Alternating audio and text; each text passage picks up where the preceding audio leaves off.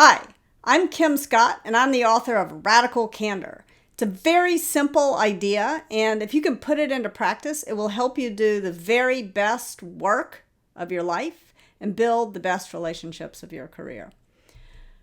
All I mean by radical candor is care personally and challenge directly at the same time. Why is that so complicated? To explain why, I'm going to offer you a radical candor framework, a 2x2 framework. All of life's hardest problems really can be boiled down to a good 2x2 framework.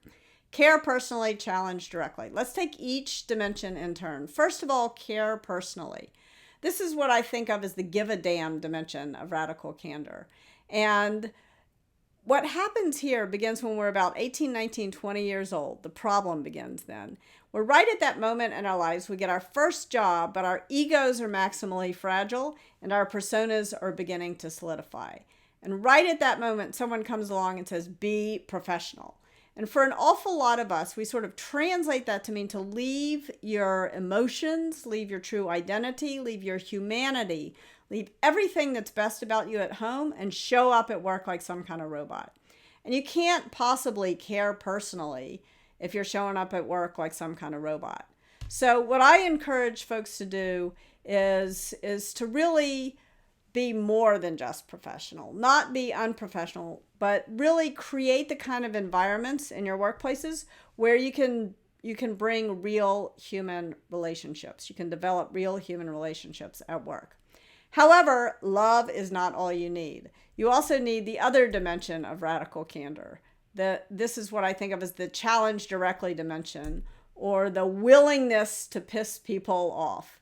And this is hard because from the moment we learn how to speak, starting when we're 18 months old, not 18 years old, our parents come along and they say to us some version of, if you don't have anything nice to say, don't say anything at all. And I would argue that now that you are working, it's your job to say it. So this is hard. Radical candor is hard.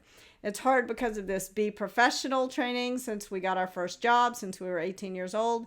And it's hard because of this, if you don't have anything nice to say, don't say anything at all training.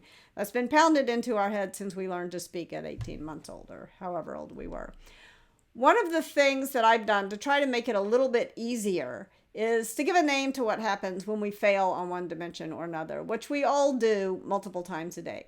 So sometimes we remember to challenge directly, but we forget to show that we care personally. And this I call obnoxious aggression. In an early draft of Radical Candor, I called this the asshole quadrant because it seemed, more radically candid. But I stopped doing that for a very important reason. As soon as I did that, people would use this framework to start writing names in boxes. And I beg of you, don't use this framework that way. Think about radical candor like a compass that is going to help guide specific conversations that you're having with specific people to a better place. Now, very often when we realize we've acted like a jerk and we've landed in the obnoxious aggression quadrant, rather than moving up on the care personally dimension, it is our instinct to go the wrong way on challenge directly. And the problem there is that then you wind up in the very worst place of all, manipulative insincerity.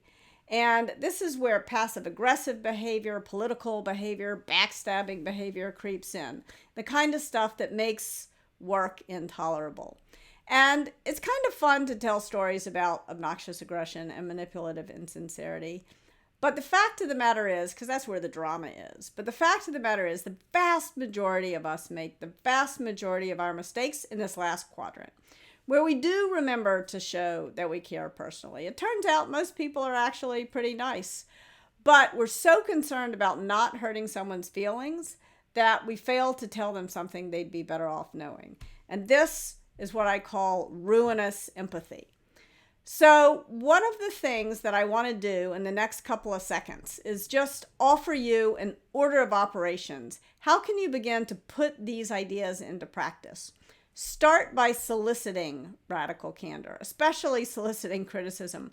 Don't dish it out until you prove that you can take it. So you want to solicit first. Now you're in a better place to start giving radical candor. And remember, radical candor is just as much about praise, even more about praise, than it is about criticism. You want to focus on the good stuff, but you don't want to ignore problems either. So that's giving radical candor. Now, in order to make sure that these conversations are good, the next thing you need to do is to gauge it.